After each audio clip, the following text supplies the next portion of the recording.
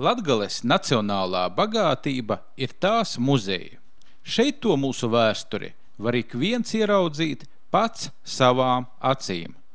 Pačamdīt, aptaustīt to nedrīkst, jo eksponāti ir trausli, nāk no gadsimtu dzīlēm, katrs no tiem ir unikāls, neatkārtojams, ar savu likteni un savu stāstu. Protams, mūs interesē vēsture, jo tas ir aizraujošs, fascinējošs ceļojums pagātnē.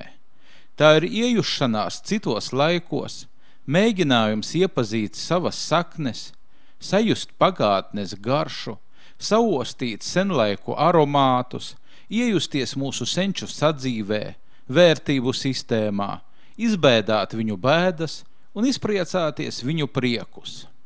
Mēs paši konstruējam, mēs paši vērtējam pagātni. Bet nedarām to akli. Mums ir orientieri, pieturas punkti. Tie slēpjas Latgales muzeju fondos. Kā ūdeņi satek ezeros, tā vēstures strauti un upes muzejos. Mēs stāstīsim jums par reģiona muzejiem, par bagātībām, kuras tajos ir uzkrātas. 7, 9 un vēl vairāk gadsimti, no mūsdienām līdz aizvēsturei. Šie gadsimti redzami stendos un vitrīnās, vertikāli un horizontāli, izklāti, nolikti, piestiprināti un tā tālāk. Tas viss ir muzejos. No pirmo briežu mednieku bultūzgaļiem līdz masīviem, noputējušiem veciem datoriem, kuri arī ir atraduši mājvietas muzejos. Aizraujošu, lietderīgu ceļojumu. Mēs atceronamies Daugavpilī Latvijas atletisma muzejā. Mūsu muzejs darbojās no 1998. gada. Ideja, kodēļ tika izveidot šis muzejs, aizsokos ar pētniecisku darbu par šo sporta veidu Latvijā, atsaklo daudz interesantu faktu. Taidu, kuri nav īpaši zināmi sabiedrībai, netika popularizēti. Daudzi slaveni latviešu atlēti viesturī tiek saistīti ar citom zemēm. To uzvordi tiek porveidoti un kļuva jau neatpazīstami. Mūsu sporta viesturī ir ļoti daudz vēsturisku malu. Todēļ mēs nolēmām savokt visus šos faktus un tos pīdovot sabiedrībai.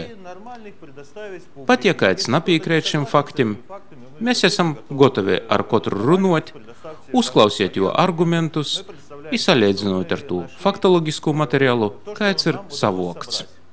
Ja mēs paņemsim viesturi, atletisma viesturi, no kurienes šāds sporta veids ir radījis, tad atletisms kā sporta veids pasaules mērogā ir nocis no Latvijas, tīši no Reigas. Tāpēc, ka 1890. gadā tika atklāta Reigas atletisma biedrība, un tai pasajūvē nosaukums un apzīmējums atletika. Ja runājam par citām valstīm, tad 1893. gadā atsaklo pirmo atletisko biedrība Austrijā, 1895. gadā Grīkijā, un no tiem laikiem atletika uzsoka savas pasaules gaitas. Bet vēlreiz gribētos uzsvērt, ka pirmo atletisko biedrība tika izveidota Latvijā, Reigā. Tajos laikos atletika stipri atšķēra no to, ko mēs redzam mūsdienos. Tie bija cīši saistīti ar cīņu. Atleti sasacintos smaguma ceļšanā, Reikava savstarpējos cīņas turnīrus.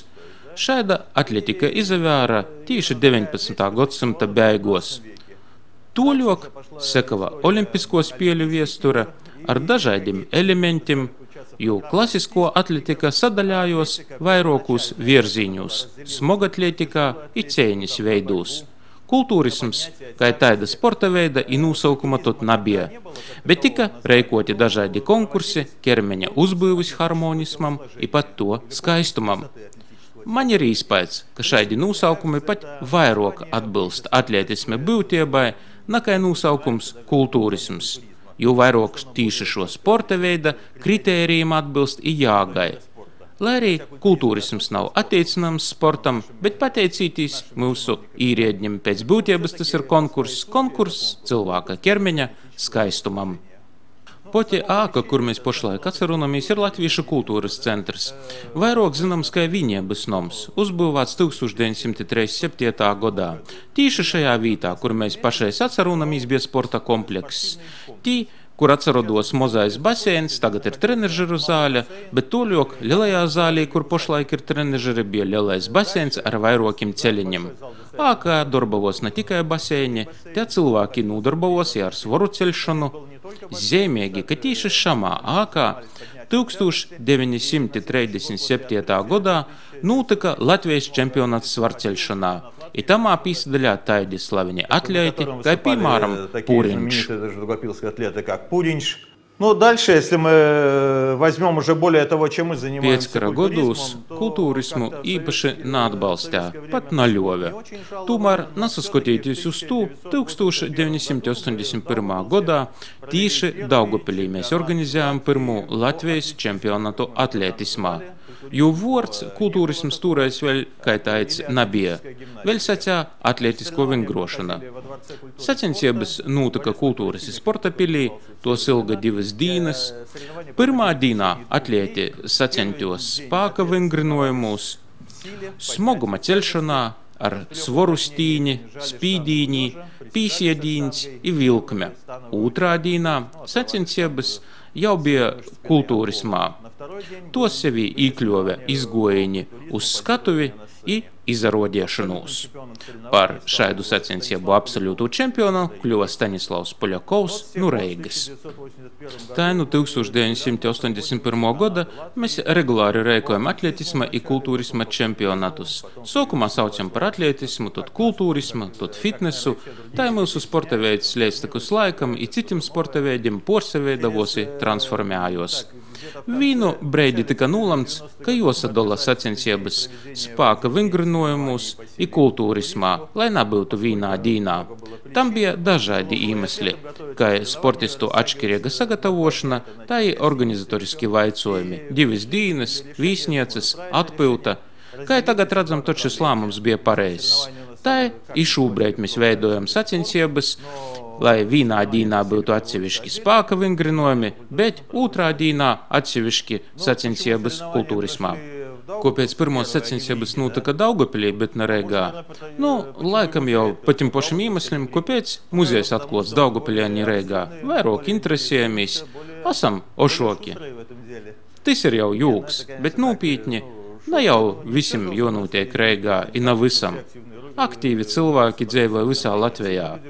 Tajā nav konkurences starp pilsētām, mēs veicam to, ko uzskatām par nepieciešamu veikt.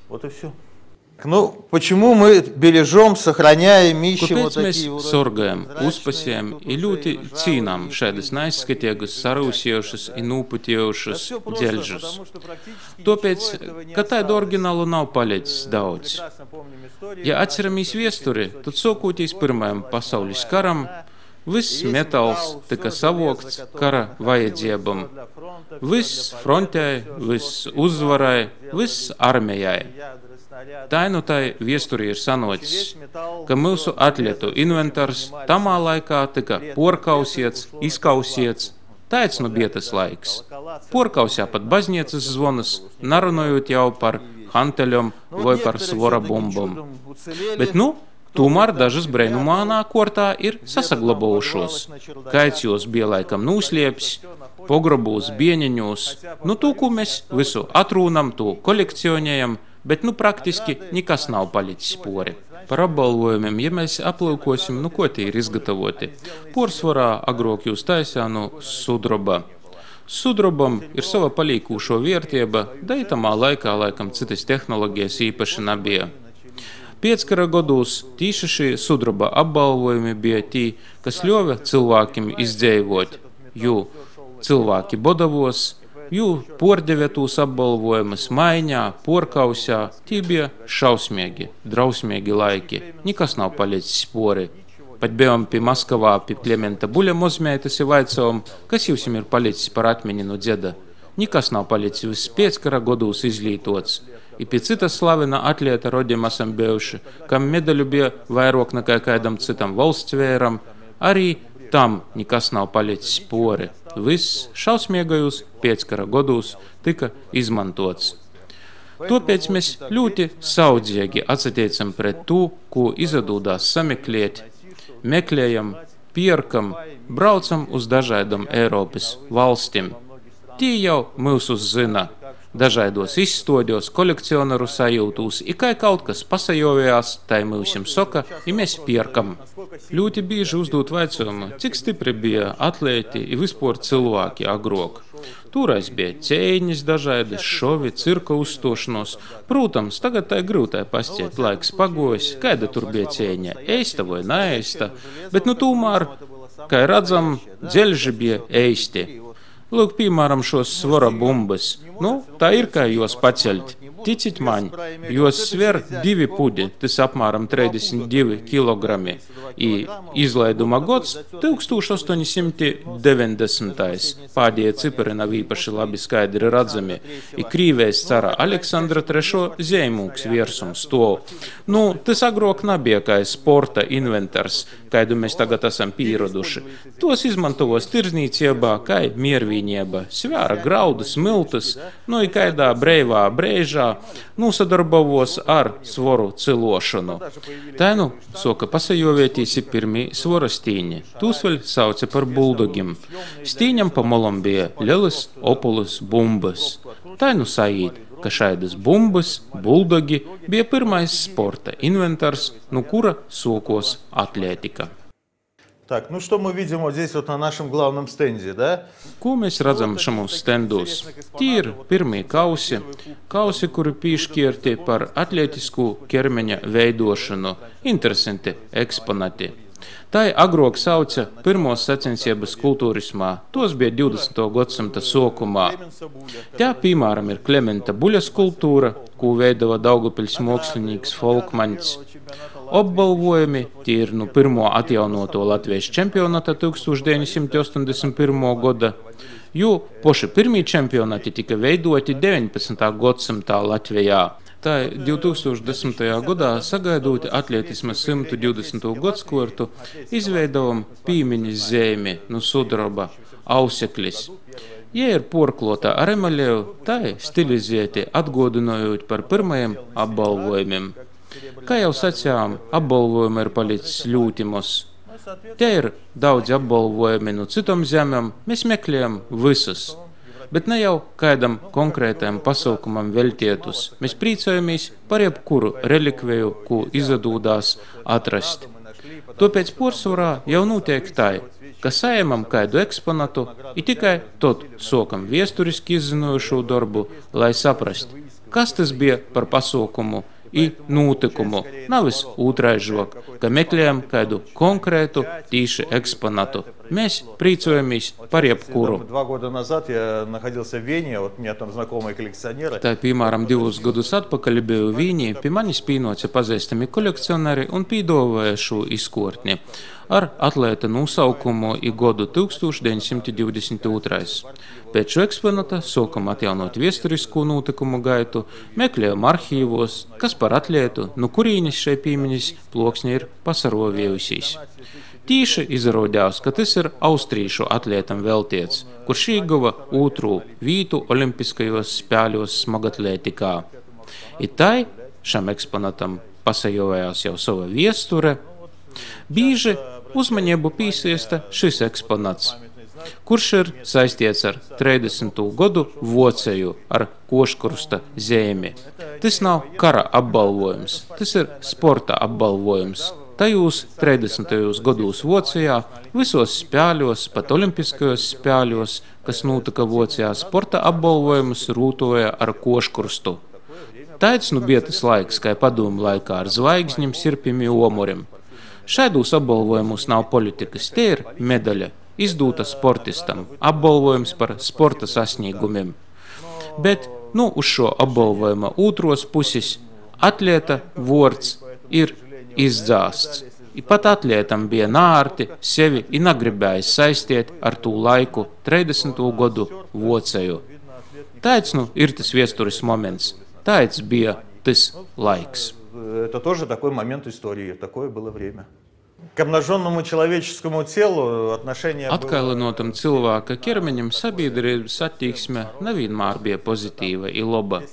Senos biļļos mēs redzam vērīšus ar atkailinotu augšdaļi, bet arī tas bija veidots ļoti uzmanīgi i pīsardzīgi.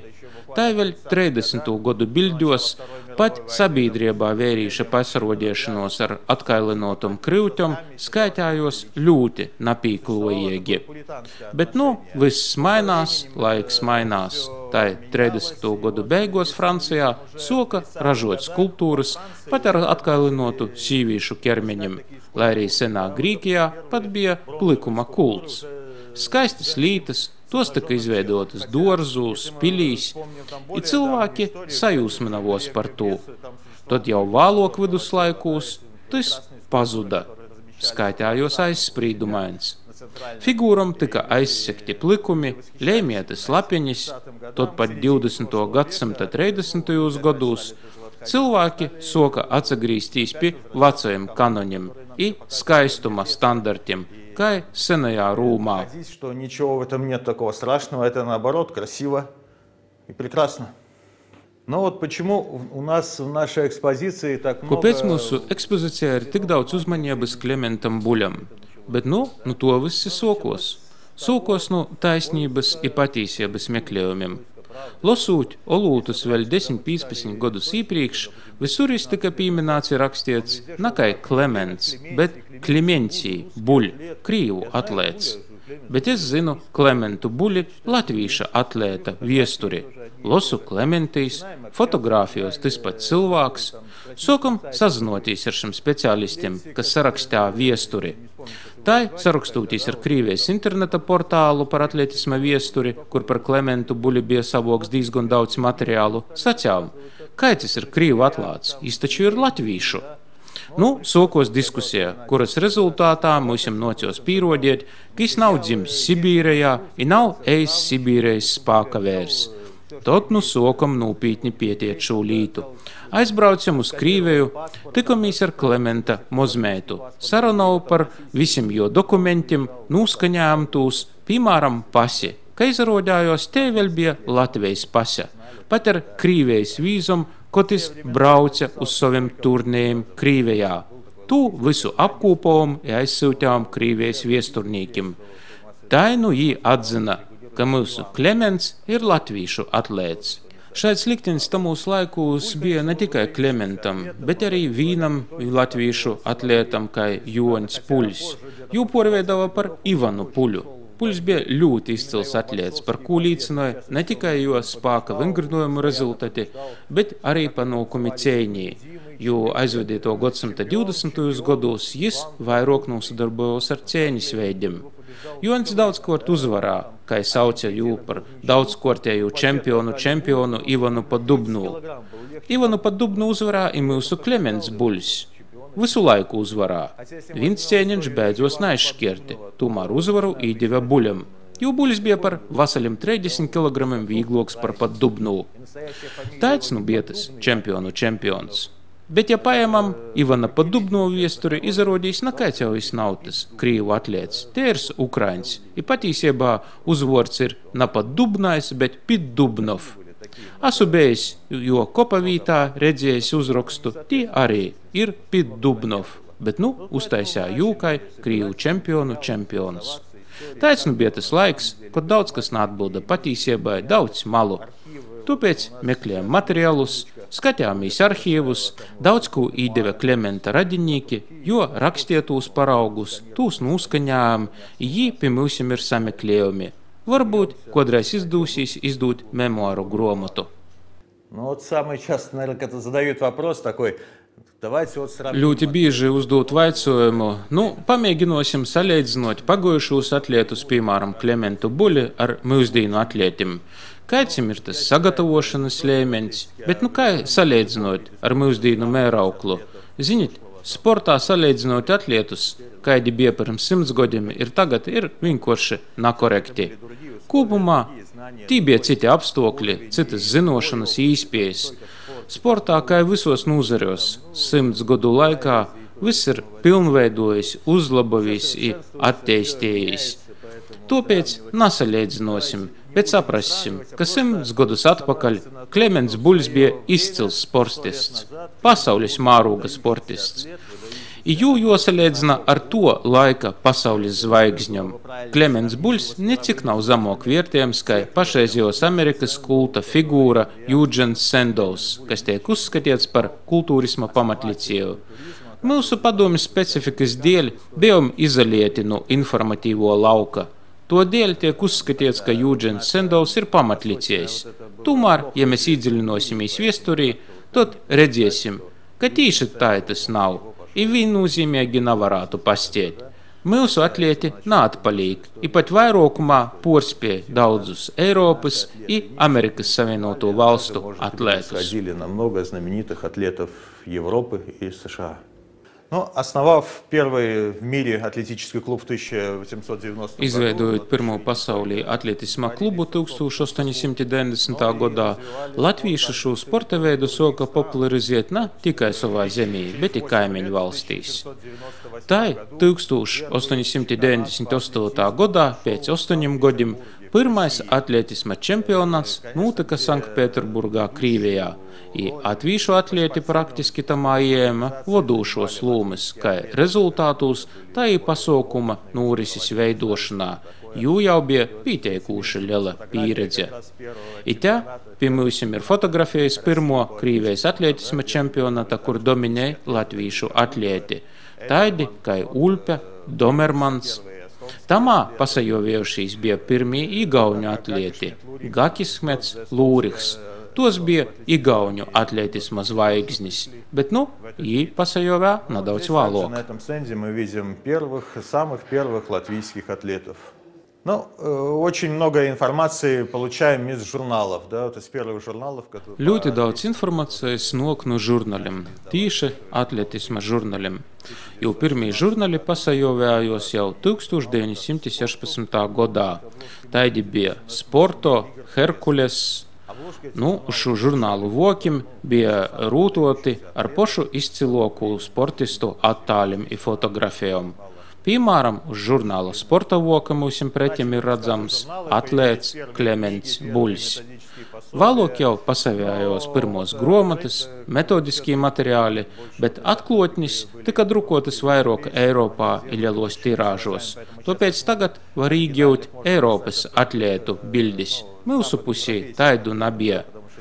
Mēs atrodam tikai atsevišķas fotografējas. Tos tika veidotas vīnā 2 eksemplārus, i poši varat īsadomot, cik nu tom izdēvo pēdējos 100 gadu notikumos. Tāpēc mūsu atlētu bildes ir sastūpamas ļoti rešai. Часто приходится слышать вопрос, для чего люди в те времена занимались. Ļoti bieži nokas uzklausīt vaicojumu, kodēļ cilvēki īpaši senos laikos nosadarbojās ar atlētismu, jo viņiem jau tāpat bija liela fiziska slūdze – molkas sagatavošana, ūgļu kraušana, lauku darbi. Šādu vaicojumu uzdod porcelānā tie cilvēki, kas nav saistīti ar sportu, jo darbs i spēka vingrojumi ir pilnīgi dažādas lietas.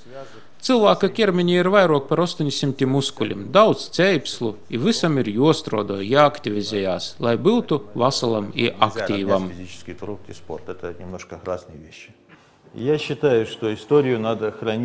Es domāju, ka viesturi vajag saglabāt dažādos piemēros. Tāpēc vajag atcerēties i saglabāt spēka atlētisma viesturi. Šamā gadā jau es pats kļūstu par viesturi, pusgadsimtu ar to nosadarbojos. Bet varu vienalga uzlikt 171 kilogramu i pataisiet šaidas kustības. Domāju, ka ar saviem sekotojiem i ar šo nodarbošanos Klemens Buļs atbalstietu i būtu tikai priecīgs.